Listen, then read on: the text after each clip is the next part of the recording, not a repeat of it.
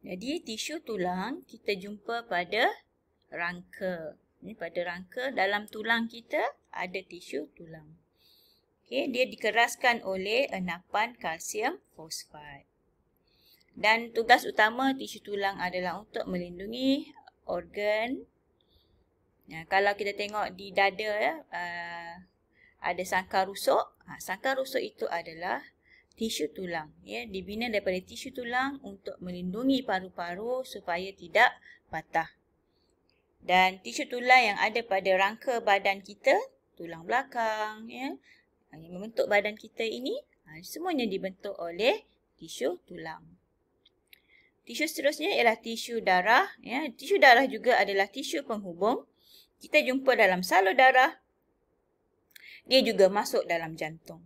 Okay, kita ada sel darah merah, ada sel darah putih. Dan sel-sel ini berenang-renang dalam plasma darah. Jadi, tisu darah, kalau dia sel darah merah untuk mengangkut oksigen, kalau dia sel darah putih untuk membunuh patogen, dan plasma darah itu sendiri membantu mengawal atur suhu badan. Ya, dalam plasma darah ada banyak darah. Ada banyak air. Ya, air itu membantu mengawal suhu badan. So, dia penting untuk pengawal aturan. Tisu penghubung seterusnya, tisu adipos, dia berada di bawah lapisan dermis kulit dan kita juga boleh jumpa dia mengelilingi organ-organ utama. Ya, dia adalah sel-sel yang tersusun dengan padat. Tugasnya menyimpan lemak, memberi tenaga simpanan, membekalkan penebatan dan perlindungan. Bila dia berada di bawah lapisan dermis, tisu adipos ni jadi penebat. Maksudnya haba, jika dalam keadaan sejuk, dengan adanya tisu adipos, suhu badan kita dapat dikekalkan. Ya. Dia menghalang haba daripada keluar dengan terlalu banyak. Jadi suhu badan kita dapat dikekalkan. Kemudian tisu penghubung seterusnya adalah rawan. Rawan ni kalau awak tengok hidung, telinga, ya, awak tarik telinga pun telinga tak putus, tak patah. Okey, sebab pada hidung, pada telinga memang dibentuk oleh rawan. Satu lagi, kalau awak pernah makan drumstick, kalau makan drumstick ayam tu, awak pernah jumpa bahagian drumstick. Kalau kita makan tulang, akhir sekali kita nampak tulang. Kemudian, pada lapisan tu ada satu lapisan putih lagi. Ya, kalau perasan, pada hujung tulang tersebut ada lagi satu lapisan yang putih, yang keras tu. Itulah rawan. Okey, dia berada ataupun menutup hujung tulang pada sendi. Dan kepentingannya menutup sendi tu supaya tulang tidak menjadi haus. Jadi kalau tulang dengan tulang, kalau dia bergeser pun, dia tidak akan haus. Sebab adanya rawan di antara kedua-dua sendi tersebut. Okey. Itu adalah organisasi tisu dalam manusia. Okey, sekarang kita nak teruskan organisasi tisu dalam tumbuh-tumbuhan. Okey, tumbuh-tumbuhan dia lain sikit, tak sama dengan manusia. Tisu tumbuhan ada dua jenis tisu utama. Satu namanya tisu meristem dan satu lagi namanya tisu kekal. Tisu meristem khas untuk bahagian hujung akar dan pucuk. Kita cari tisu, nak cari tisu meristem, senang saja. Awak tengok akar, hujung akar, awak tengok hujung pucuk. Itu adalah tisu meristem. Okey. Tisu meristem adalah sel-sel yang asasnya dia adalah sel yang sangat aktif. Dia akan membezakan, akan membahagi untuk menghasilkan sel-sel baru. Sebab itu dia berada di hujung pucuk dan dia juga berada di hujung akar. Okey. Memang khusus untuk pertumbuhan lah, ya. Nak meninggikan pokok. Okey. Satu lagi jenis tisu meristem namanya tisu meristem sisi. Tisu meristem sisi ni kita jumpa dia pada tisu cambium vascular dan juga tisu cambium gabus. Nanti kita tengok dua jenis tu nanti, ya. Okey. Kemudian organisasi tisu tumbuhan yang kedua ialah tisu kekal. Tisu kekal ni ada banyak. Yang pertama namanya tisu epidermis. Yang kedua namanya tisu vaskular. Okay. Vaskular itu sendiri terbagi pada dua jenis. Satu namanya tisu xylem dan satu lagi tisu phloem. Okay. Tisu xylem tugasnya mengangkut air dan garam mineral dari akar ke bahagian lain tumbuhan. Dinding berlignin untuk sokongan dan kekuatan mekanikal kepada tumbuhan. Ini fungsi xylem. Fungsi tisu phloem pula mengangkut bahan organik seperti sukrosa dari daun ke seluruh bahagian tumbuhan. Okey. Itu jenis tisu kekal. Tisu epidermis, tisu vaskular yang terdiri daripada xylem dan phloem. Kita ada lagi satu namanya tisu asas.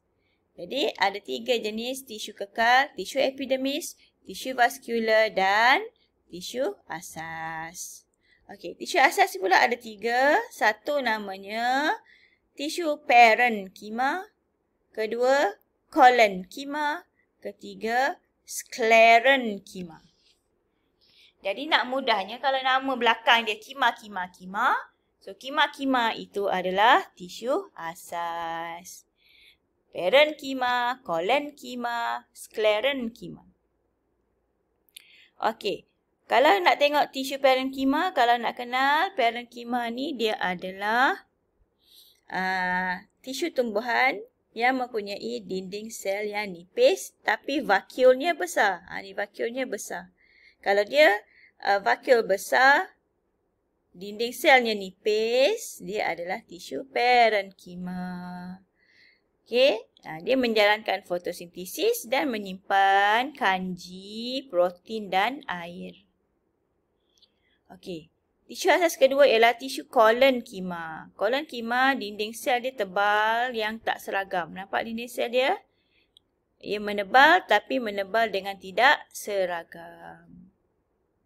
Tugasnya adalah untuk memberi sokongan kepada batang muda dan tidak berkayu.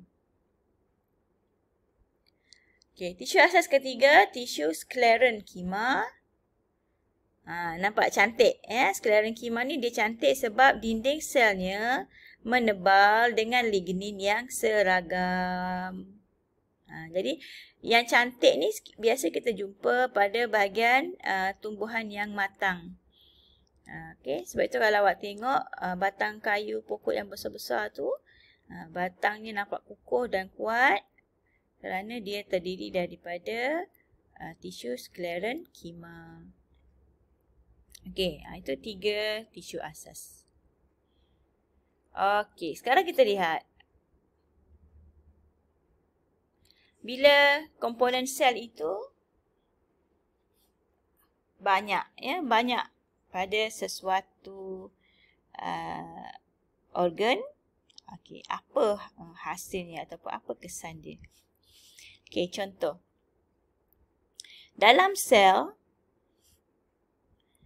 okey, awak tengok sel sperma, sel otot, terutamanya pada serangga dan burung, ya, otot penerbangan pada serangga dan burung, pada sel meristem, ya, pucuk dan akar, hujung pucuk dan hujung akar, dan juga sel stem. Okey, ketiga-tiga sel ini mempunyai banyak mitokondrion. Okey, banyak mitokondrion. Okey, bila mitokondrion banyak dalam sel sperma, dia sangat penting, ya. Perlu banyak mitokondria kerana sel sperma ni memerlukan banyak tenaga untuk berenang ke tiub Fallopian semasa persenyawaan. Sel otot pula. Kenapa perlu banyak mitokondrion? Kerana perlukan banyak tenaga untuk mengecut dan mengendur. Ya, kalau nak bergerak, perlu banyak tenaga. Nak kecut, nak kendurkan otot. Siapa yang boleh bekalkan tenaga? Mitokondrion. Okey. Sel meristem pun sama, hujung pucuk, hujung akar. Perlukan banyak tenaga supaya dia boleh melakukan pembahagian sel dengan aktif dan menghasilkan sel-sel yang baru untuk pertumbuhan. Okey. Sel mesofil palisad pula. Ya, sel mesofil palisad ada banyak kloroplas. Kalau ingat susunannya panjang-panjang rapat-rapat tu, ada banyak kloroplas supaya dia boleh menyerap lebih banyak cahaya matahari untuk berfotosintesis. So, sel mesofil palisad, sel mesofil berspan mempunyai banyak kloroplas. Okey. Seterusnya, jalinan endoplasma kasar dan jasad Golgi ada banyak pada sel pankreas untuk meningkatkan sintesis dan merembeskan enzim pencernaan. Pada sel goblet epithelium dan saluran pernafasan pun ada banyak jalinan endoplasma kasar dan jasad Golgi untuk menghasilkan mucus. Jadi permukaan itu sentiasa lembap. Kemudian sel hati pun ada banyak jalinan endoplasma kasar dan jasad Golgi untuk detox, ya. Detox, buang bahan beracun dan juga untuk metabolisme karbohidrat. So ni banyak. Jadi kena tahulah komponen apa yang banyak pada setiap sel dan apa fungsinya. Okey. Apa akan jadi kalau kurang? Apa jadi kalau kurang mitokondria dalam sel? Maka tenaga tidak dapat dijana.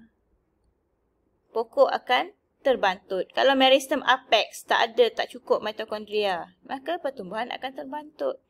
Kalau pada otot penerbangan burung tak cukup mitokondria, otot jadi lemah, ya. Masalah pendengaran, penglihatan. Kalau lysosom pula, kurang lysosom menyebabkan penyakit Tay-Sachs.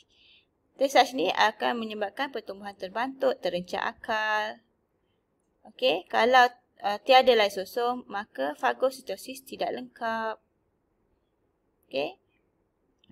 Organel rosak, organel rosak tidak dapat dimusnahkan. Kerana lysosom dia merembeskan enzim lysosim. Tak cukup lysosim, maka proses fagositosis pun tidak lengkap. Okey, ribosom pula, kalau tak ada ribosom, protein tidak dapat disintesiskan dalam sel. Sumsum tulang tak dapat berfungsi, akan berlakunya penyakit anemia dan juga kanser. Kerana kalau masih ingat, fungsi ribosom itu sendiri adalah untuk sintesis protein. Kemudian kloroplas, jika tiada kloroplas, fotosintesis tidak dapat dijalankan.